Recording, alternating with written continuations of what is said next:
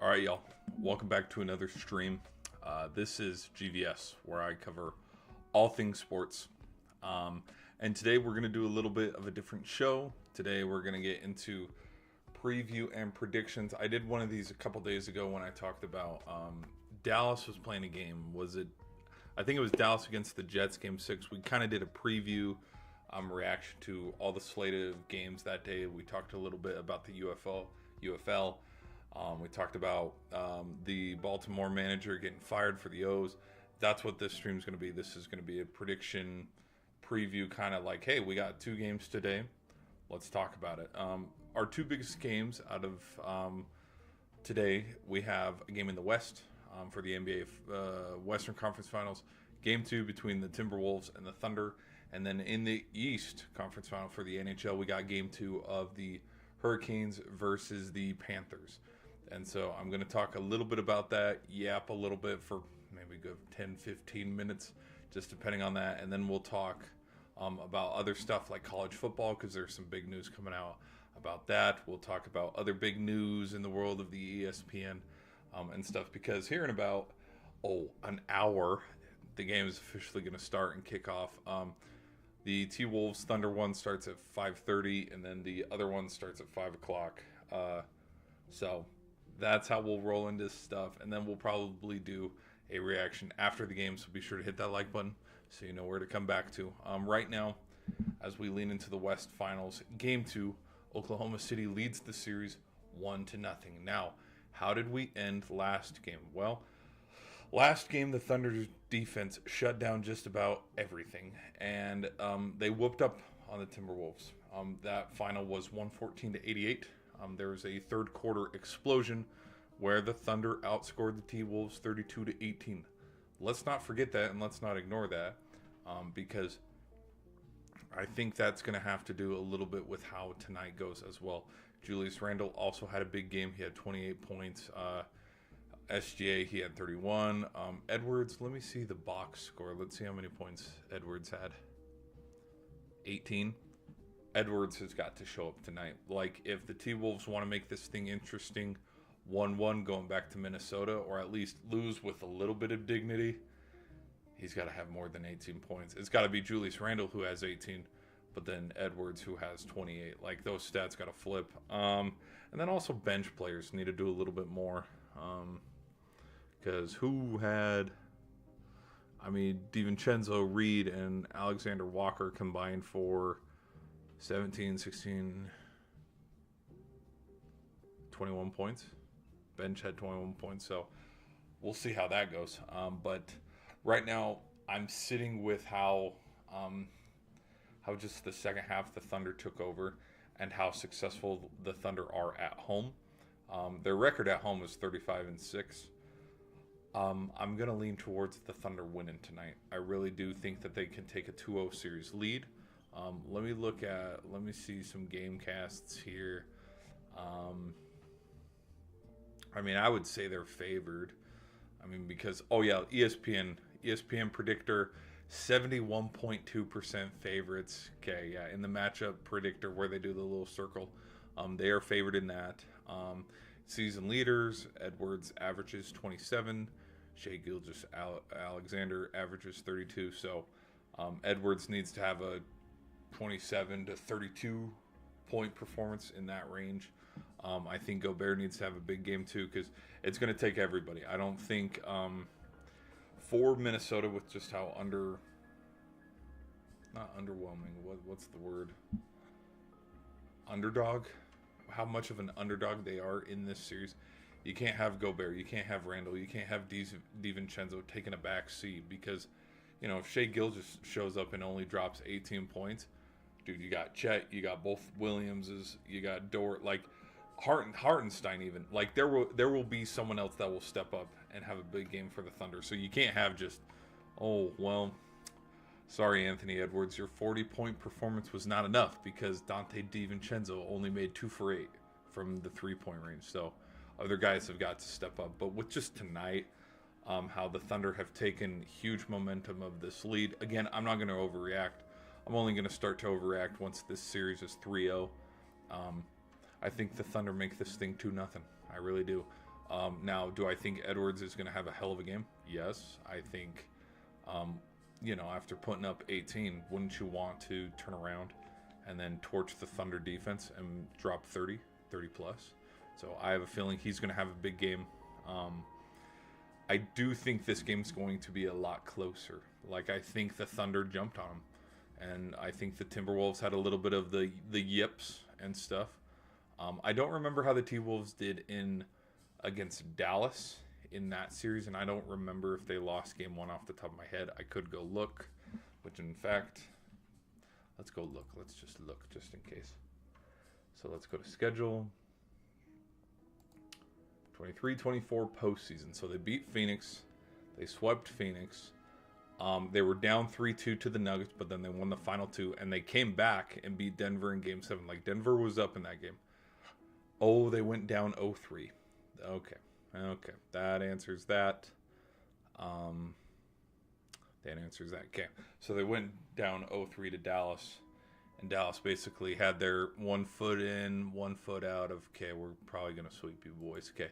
So, again, Minnesota, let's see if they can not rewrite the books, but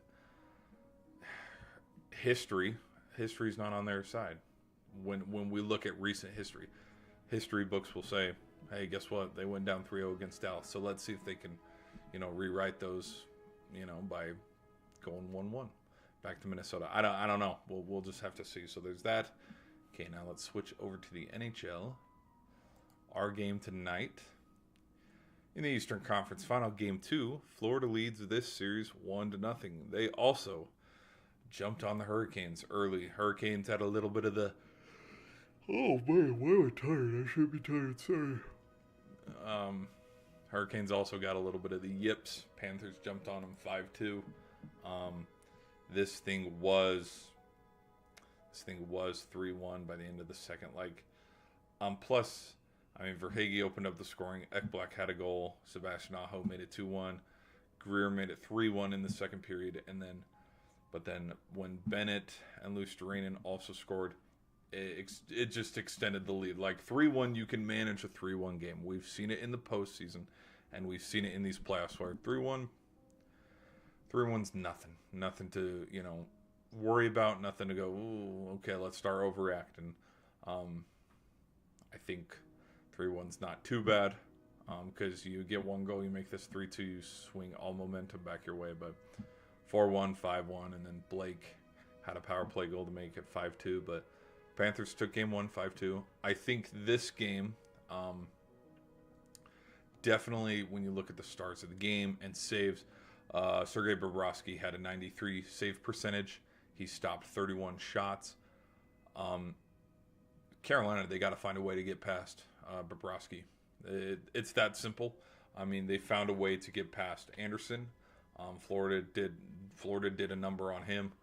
They dropped his save percentage down to like 80% or something. Like it was just a bad night in the office. And then considering when you have 20 shots and 5 of them go in, it's just a bad day at the office. So I think I do think Anderson's going to bounce back. Do I think he can pitch a shutout tonight? I wouldn't say no. Just considering how successful he has been in this postseason. But let's just look at the bigger picture here. I think if you beat Florida, it's going to have to be grimy. It's going to have to be a real gritty game. And I'd lean towards Carolina, yes, evening the series up at 1 apiece. But this game maybe goes to overtime. Overtime or like a late last second empty netter. Final 3 minutes of the game where Carolina takes the lead, but then puts a little bit of the finishing touches with an empty netter. But I would lean towards maybe 4-2, 3-2. I lean towards one of those because I don't think Anderson is going to pitch a shutout. So the Panthers are going to score some goals. They're probably going to score 2 goals. We've seen their record and how many goals they have scored in the last 3 playoff road games. It's 17, and they have outscored their opponents 17 goals to 4. So, like, I do think, they gave one up to the Leafs in Game 5, one to the Leafs in Game 7, and then in Game 1, they gave up 2. So, 4 goals total. So, I think, Bobrovsky will give up... No. Anderson will give up some goals, maybe 2 or 3. But if they're going to win, like, you got to catch Bob on a bad night. But yeah, I'll lean towards the Panthers dropping this one. Let me see. Let's go to... I want to see who's favored in this one. Let's go to the game cast. Show me the circle. Where's the circle? Let's look at the little circle thing.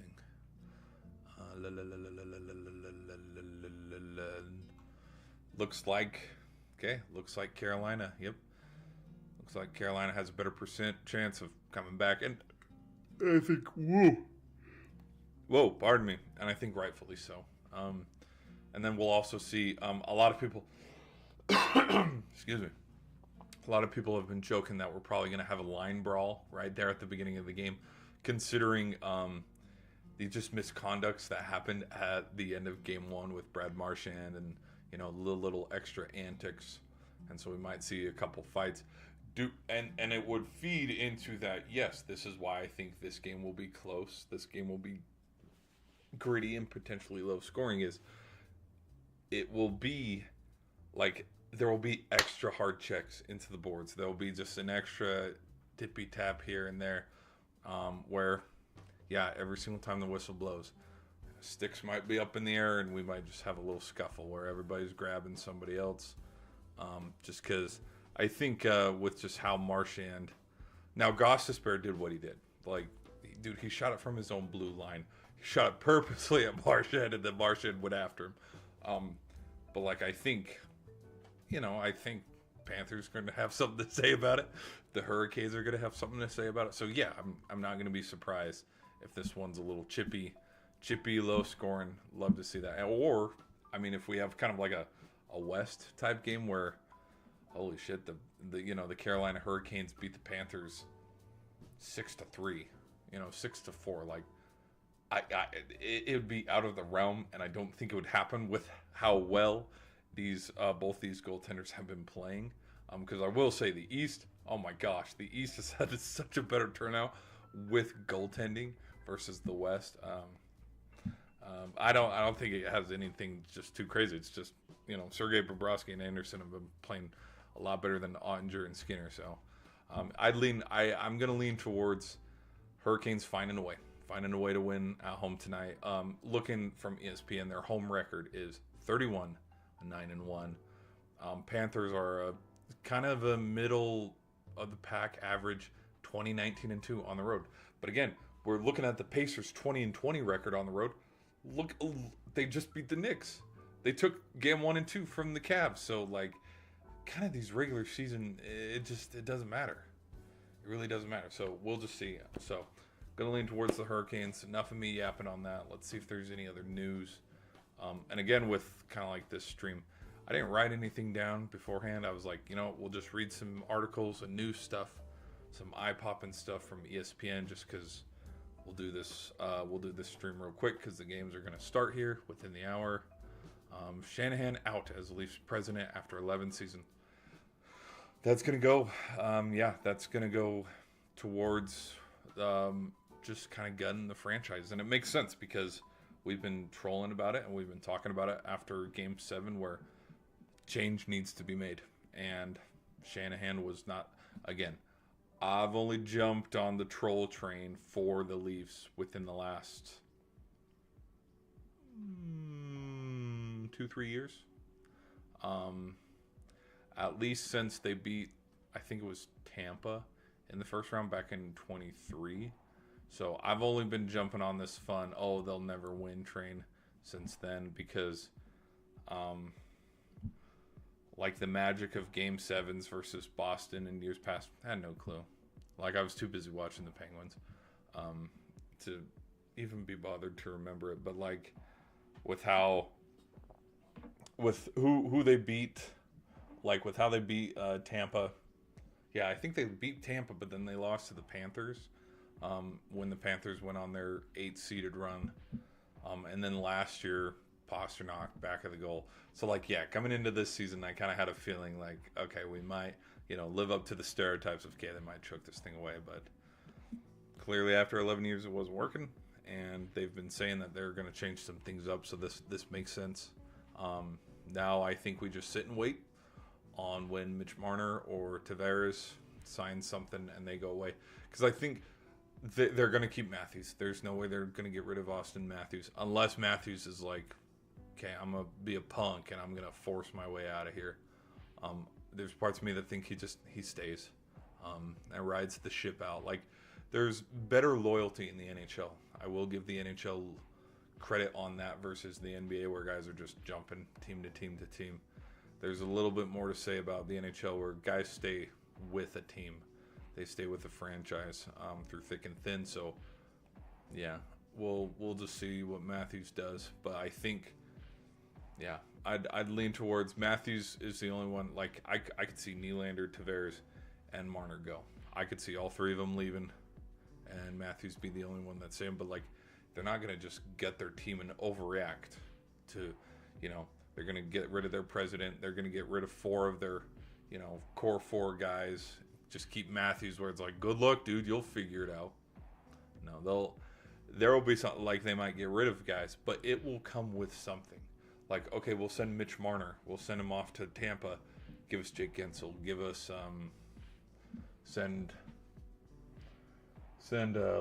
we'll send Nylander to Vegas, but we need you to send back Jack Eichel, or we'll need you to send back Carlson or something, and then. The owner of Vegas will probably answer the phone and then fart into it and be like, that's what I think about that trade, or something stupid like that. Like, go take that bullshit elsewhere. But, yeah, we'll just see where the Leafs go from here. So, yeah, I'll lean with the Hurricanes tonight. I'll lean with the Thunder tonight. Those are who I have winning both of these game twos. Let's keep going. Let's keep going around the leagues. The NFL home.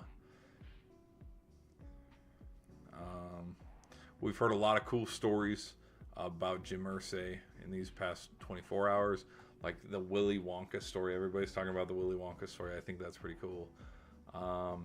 Manning says Irsay turned Indy into a football town.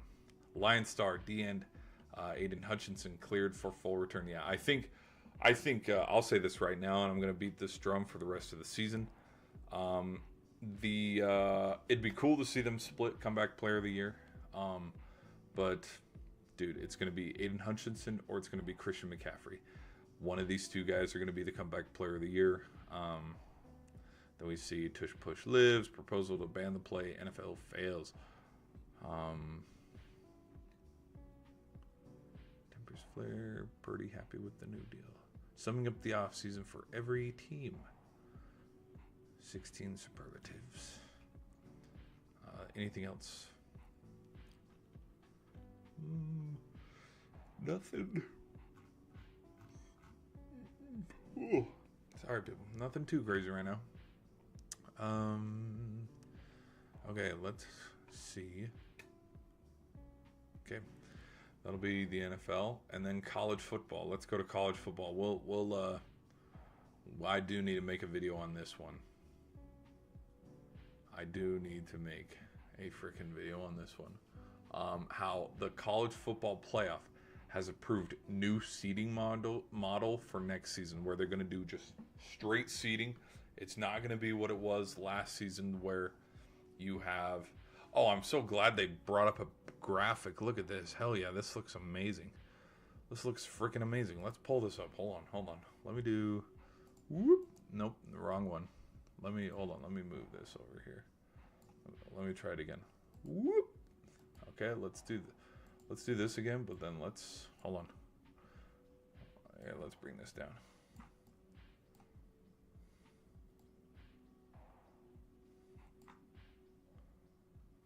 Hold on. Let me do.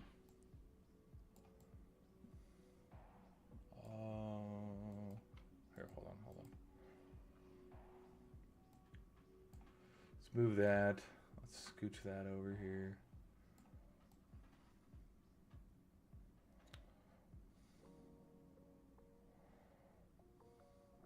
Put it up in the. There we go.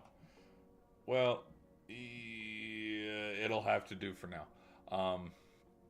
Yeah, it'll have to do for now. We'll put it up in that top corner. Okay, so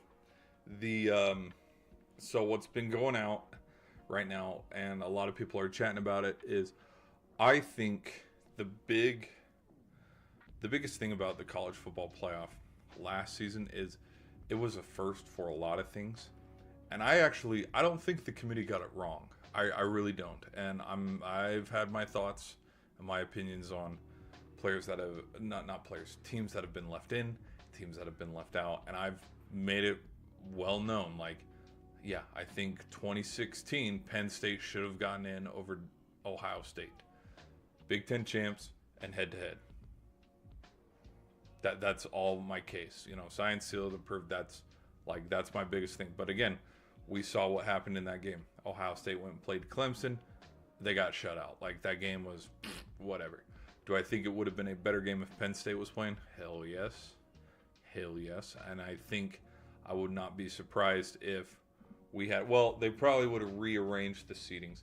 But I wouldn't be surprised if the Clemson-Alabama National Championship was actually a championship between... because the 4 seed, who is the 4 seed that year? Washington. Because Washington would have been in. Ohio State would have been out. They probably would have rearranged everything. I would not be surprised. Penn State probably would have played like Washington, and then Alabama would have played Clemson or something like that. Would not have been surprised if instead of Hunter Renfrow catching it against Bama, he would have been catching it against Penn State. Saquon Barkley comes up that short from winning a national title after Penn State went on a magical run that year. But so we've had some opinions and stuff on how I feel about this bracket, how I feel about the committee, but with how what's going on now, where it's going to just be straight seeding, where after week 16, whatever the hell the week is, teams 1 through 12, where you're ranked, that's where you're ranked. You're not going to jump up a little bit because you won your conference, so you're going to be either that 12th seed, 4, 3, 2, or 1. Like, they're going to move it around. I will say, though, if you win because they were talking about we shouldn't reward conference championship losers, i.e. SMU and Penn State. We shouldn't reward them. And I do get that point. But I still think the committee got it right in the way of Arizona State was playing really good football at the end of the season. They really were. And you can't punish, like, let's look at Georgia, for example. You can't punish Georgia and kick them out of being a top... They were the 2 seed, I believe. You can't throw them out of the top 4, because their quarterback, Carson Beck, got injured. That happened in the SEC championship game, like, at the end of the first half. Like, we can't, like, okay, all these, the 12 weeks, everything you did before, doesn't matter, let's throw it out the window. Now, FSU fans, I can hear you, and I can hear what you're saying. That was back when there was 4 teams, okay? This is totally different, But I think, I think if you win your conference, I think you should have an automatic bid.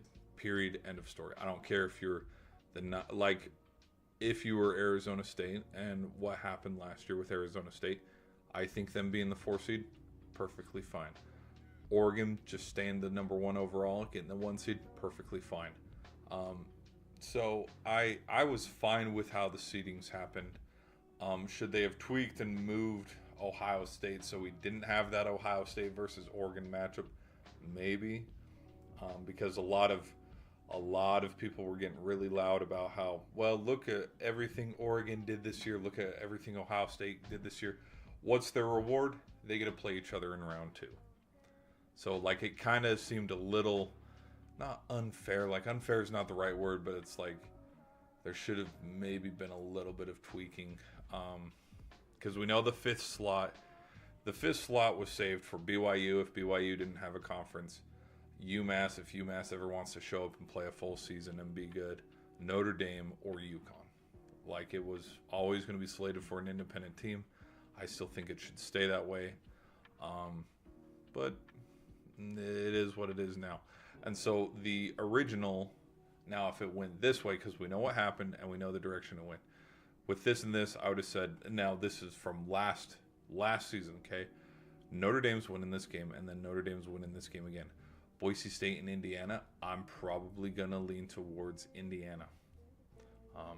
No offense against Ash and G&T, no offense against the Boise State Broncos. We just saw how the Broncos performed in the Fiesta Bowl against Penn State. They had no answers. They couldn't make any room for G&T. He was getting swallowed up because they just put 7 in the box, and they're like, okay, Maddox, beat us with your arm. So I'm going to have Indiana move on, okay? So then Arizona State and Ohio State. Well, here's the thing. Ohio State would have gone up really early, and then Arizona with Cam Scattaboo would have found their way back, and then there would have been another targeting. No. I think with just how good Ohio State was, this would have been must-see TV, and I think this game would have been damn good. I do think Ohio State would have moved on and played Texas. But I'm not saying that this game is a blowout either, because this game is probably close, but then Notre Dame pulls away in the second half. This game probably was going to be a blowout. This game probably would have ended on a field goal. This would have been a tight, contested game. This game would have been absolutely snooze fest. But I think Tennessee would have gotten here. Now Tennessee against Georgia. Georgia would have made it. Ohio State against Texas. I still think Ohio State, same outcome. So now we have Ohio State versus Georgia. And then Georgia versus Ohio State. Ohio State still makes it here. Now, Indiana versus Oregon. Oregon's right here. Now, Oregon versus Notre Dame. Look at that. Oregon still moves on. So we have Ohio State against Oregon. We have the national championship, kind of like how people were making the phrase and titling it as we're getting the national championship before the national championship, because truthfully, the Rose Bowl was the national championship. Like, it was the most sought after game. Now, the national championship last year was still, Notre Dame versus Ohio State.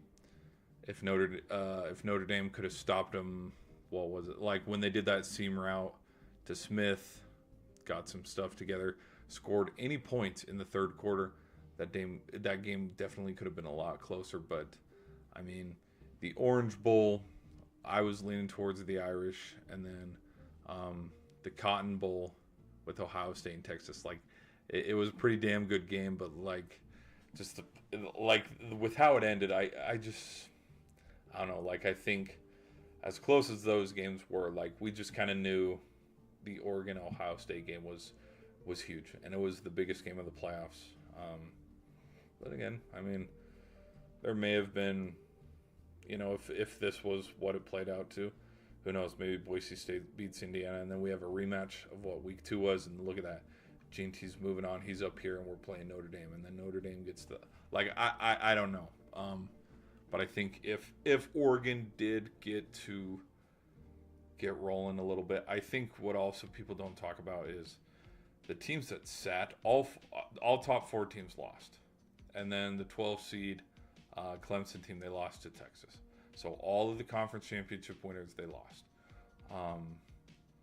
I think why the top 4 lost is because they sat for a very long time. They played, what was it, the final Saturday after Thanksgiving, and then they're not playing until New Year's Day.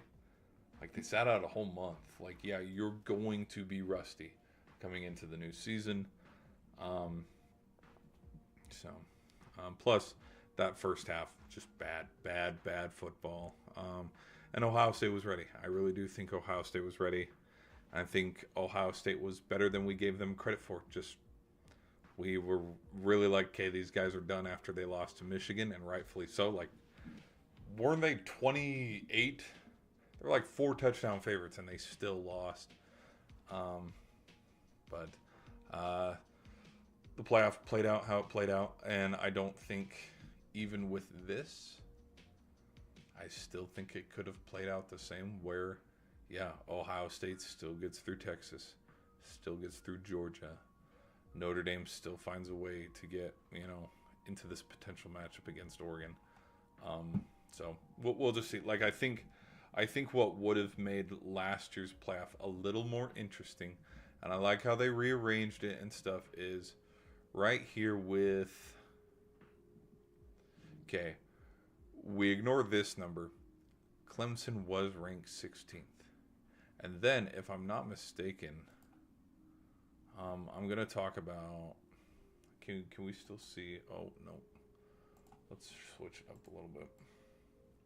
Yeah, let me move me a little bit back over here. Oh, nope. Get back here.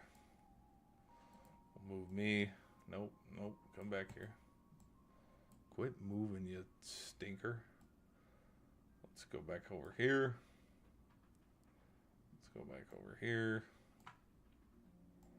All right. Okay. As we're looking at the top 12. Okay. They were in. Okay. Yeah. Okay. Bama and Miami. Did Bama and Miami deserve to be in? I can think of 3 reasons why. No. And a lot of people were talking... Oh, wait, you can't even see that. Hold on, Whoa. Let me move this over.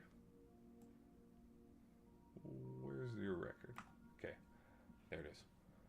They had 3 losses. Okay, and so a lot of people were very loud on, oh, Bama still does it. They lost 3 games. They lost to Oklahoma, they lost to Vanderbilt, and they lost to... Who was that other team they lost to? Like, they got really... Oh, Tennessee. They lost to Tennessee. So if these were the only 2 games they lost, it's all right. You bounce back. You beat a ranked Missouri, ranked LSU. We'll see. We'll try. They lost to an unranked Oklahoma team, and not only that, look at what the score was. Like, Bama did not play good at all in that game. So I think though, if we're being honest, let's go back to rankings. Okay. If you threw, because I was on the side of SMU shouldn't get in because they lost to Clemson. Because I didn't think SMU had a shot against Penn State. I really didn't. I thought the game was not going to be close. And what do you know? Defense, Penn State had a couple defensive interception pick sixes, and that game was over by halftime. I think the playoff would have definitely been a lot interesting if instead of... hold on, I'm going to sneeze.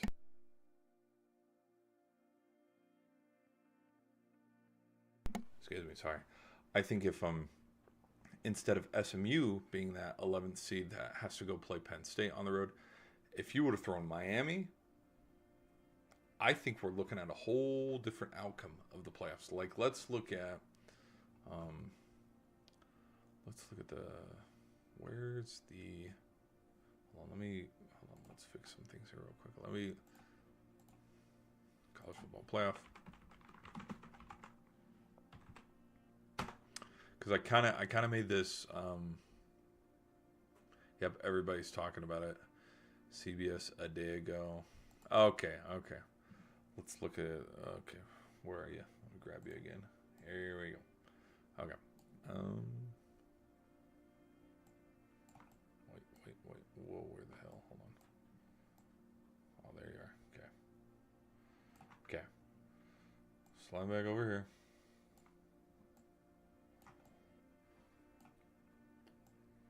Okay. This is how, yeah, I tell you, okay, this looks right. Okay. If this is what the playoff ended up being. Okay, so let's replace SMU with Miami. We know how good Miami was. Yes, they dropped one against Kyle McCord at the very end of the season. And they also dropped one against Georgia Tech. Like, Miami wasn't perfect, but they still played good football. There were a reason why they were called the Cardiac Canes. So you throw Miami right here. Miami's beating Penn State. Miami is beating Boise State. I can't call it now, but I'm pretty damn sure Miami versus Notre Dame would have been a lot better than what this game was. And I think Miami could have given Notre Dame some trouble. And look at this. We have Miami against Ohio State. in the national championship. But again, Cam Ward, they lose last game of the season, get kicked out of the ACC championship game. SMU gets to go. I mean, it solved itself because, you know, you want to be in the ACC title game, win this game against Syracuse. It's Syracuse. Win the game against Georgia Tech. Like, play these games and win these games to get there, but they didn't, and so SMU got to go, and Clemson got to go. Plus, didn't Clemson also, the other thing that prevented, didn't Clemson lose their, let me double check. I don't think Clemson lost their last regular season game against South Carolina.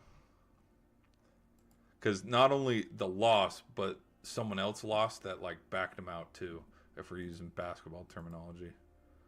Because SMU was a lock to go in. Yeah, they lost to South Carolina. Yeah, and that's what was pushing the, oh shit, you can't see it. Hold on.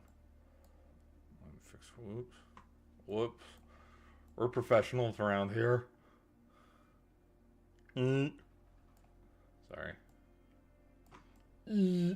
We're professionals around here. But that's what made that narrative really loud of how South Carolina should be in it.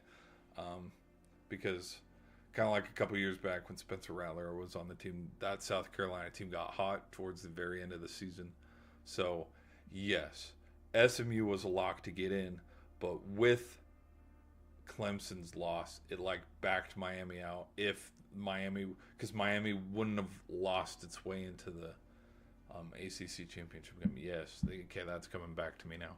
But yeah, again, if you want to get to the ACC championship, you got to win these games. But that's one thing I just thought of though when we were looking at this playoff is I do think, yeah, if Miami was in it, Miami could have done some damage. I don't think.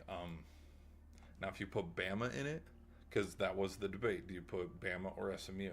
I threw Miami in there just for fun because they were only a 2-loss team, not a 3-loss team. I don't think Bama would have beat Penn State. I think the game would have been damn close. Like, I think Bama could have, if Bama beat Penn State, yes, they could have beat Boise State, but I do think Notre Dame would have beat Bama. But again, it's not fair to see a 3-loss Bama team get in there and like half-ass their way through. Okay, yeah, you beat Penn State by a field goal, you beat Boise State by a touchdown. Like these low scoring games. I don't know. I still though, I do think the committee made the right choice for who they put in the 12 team, because you know you throw. You extend this thing to 16. What other numerical? 24. Like, the outcome and the ending still would have been the way it was. It really would have. Like, the final 3 teams standing probably would have been Ohio State, Oregon, and Notre Dame. It would have been like that. So, that's my thoughts on that. Okay, let's double check one more time. Let's sweep through ESPN. Anything else? College football playoff approves new seeding model next season. Nuggets make Edelman head coach, removing interim tag. All right. No crazy reaction to that. Like, it's kind of, I mean, we're gonna see, and we're gonna sit in here and wait on what the news is for the Spurs. I think we'll have a bigger reaction to who the Spurs pick as their head coach. Like, I'm leaning towards Coach Malone being the head coach, but that's just because I think there's parts of me that think the Spurs are going to go get Giannis in a trade.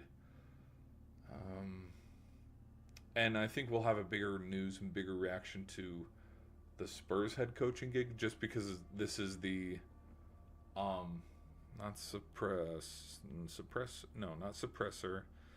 oppressor. What's the when you're the next in line? What's that word I'm looking for?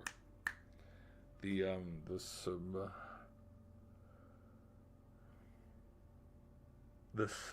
starts with us. Second I end this stream, I'm going to figure out what that word was. The super, what's that word?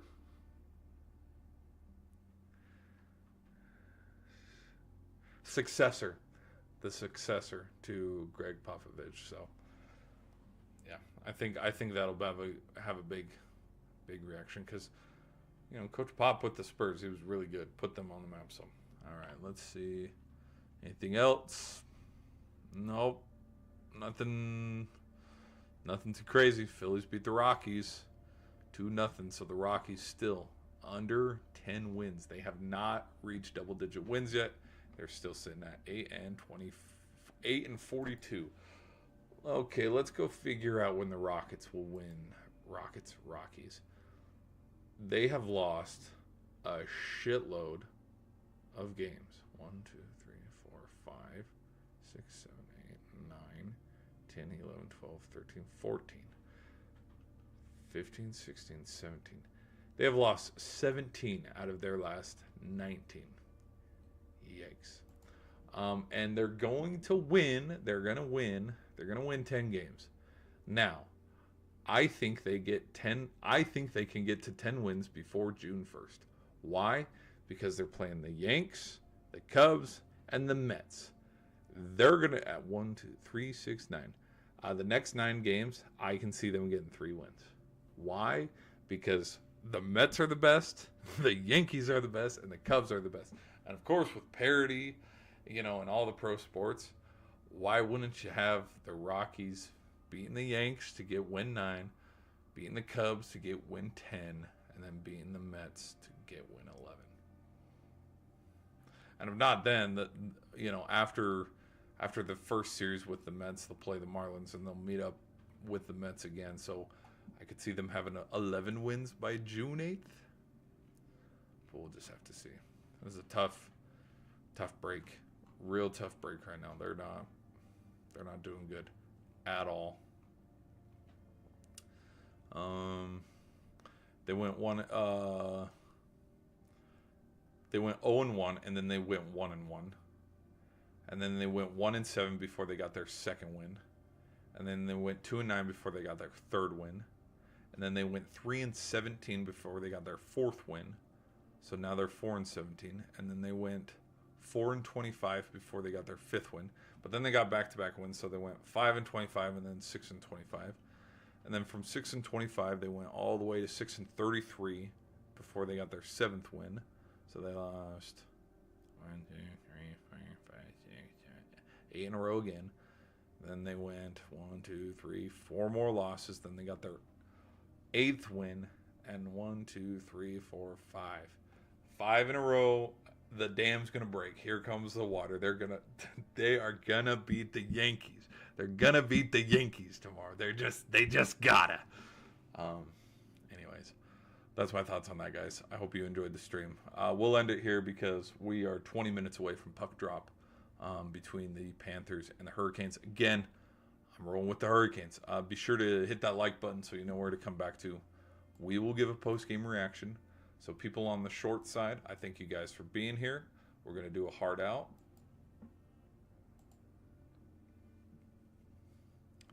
All right. They're gone. Okay. All right, guys. It's you and me, honey bunch, as Doc Brown would say. Okay. So let's end it here. Hope you guys enjoyed. Be sure to stay tuned. We'll do our post-game reaction when we get there. See you then.